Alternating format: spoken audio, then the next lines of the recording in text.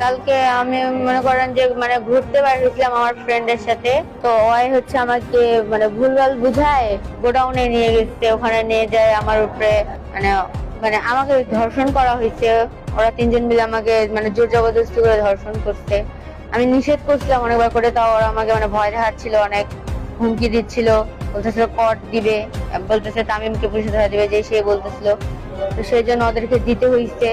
আবার ফের মানে আমি যে অসুস্থ হয়ে পড়ছি ওরা ওটা দেখেই না, ওরা আমাকে জোর করে মানে করতেছে। আমি যে কতবার করে নিষেধ করলাম, ওরা আমাকে বাথরুমে নিয়ে যে ধুয়ে নিয়ে আসে আবার করতেছে। আমি মানে এটা হচ্ছে আমার উপরে মনে করেন যে 12টা থেকে 3টা পর্যন্ত চলছেই।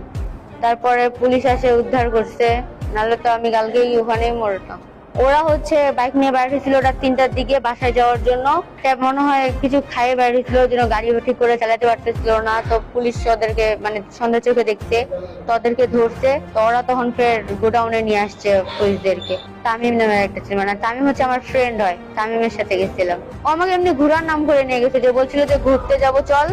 তো আমিও গেছি। তো পরে ওরা আমাকে ওইখানে নিয়ে গেছে। এটা হচ্ছে রাত 11টার ঘটনা। না, আমি বিকালে বের হয়েছি। বিকালে বের হয়ে আমি মুন্সিহাট ওদিক গেছিলাম, তারপর ওর সাথে দেখা করছি। আমি ন্যায় বিচার চাই।